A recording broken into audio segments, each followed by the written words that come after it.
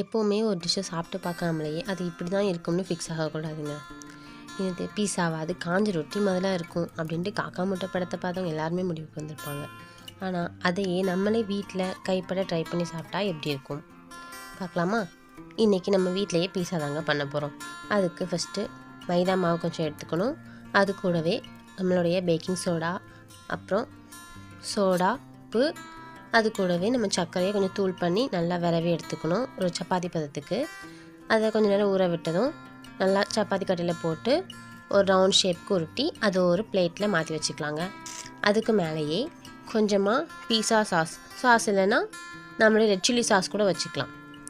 அதுக்கு மேலே கொஞ்சமாக சீஸ் போட்டு அப்ளை பண்ணிவிட்டு அது மேலேயே நம்ம காய்கறிகள் கோஸ், தக்காளி, வெங்காயம், அப்புறம் குடமிளகா எல்லாமே போட்டு நல்லா தூவி விட்டுக்கணும். அதுக்கு மேலேயே கொஞ்சமாக சீஸ் போட்டோன்னா நல்லாயிருக்கும். சீஸ் நிறையா விரும்புகிறவங்க நிறையா போட்டுக்கலாம். இல்லை அது திகட்டும் அப்படின்னா கம்மியாகவே உங்களுக்கு தேவையான அளவு போட்டுக்கலாங்க. அப்புறம் எங்கள் வீட்டில் ஓவன் இல்லை. ஓவன் இருக்கிறவங்க ஓவனில் கூட நீங்கள் ட்ரை பண்ணலாம். இப்போ ஓவன் இல்லாதவங்களுக்கு நம்ம நார்மலாகவே ஸ்டவ்வில் ஒரு கடாய் வச்சுட்டு அதுக்கு மேலே உப்பு வச்சுக்கலாம். உப்பு வெறும் கடாய் வைக்கக்கூடாது, அதனால் உப்பு வச்சுட்டு அதுக்கு மேலே ஒரு ஸ்டாண்ட் வச்சுக்கலாம். அதுக்கு மேலே நம்ம ரெடி பண்ணி வச்சுருக்கிற பீஸா பிளேட்டையும் வச்சுட்டு மூடி வச்சு முடிக்கலாங்க. மைதா மாவுன்றதுனால கொஞ்சம் வேகிறதுக்கு கொஞ்சம் டைம் விட்டுக்கலாம், ஏன்னா ரொம்ப வேகாமல் இருக்கக்கூடாது. இது இன்னொரு பீஸாவுக்கும் மாவு வந்ததுனால எங்கள் அக்கா ரெடி பண்ணிகிட்டு இருந்தாங்க. நம்மளோட பீஸா வெந்து ரெடி ஆகிடுச்சு.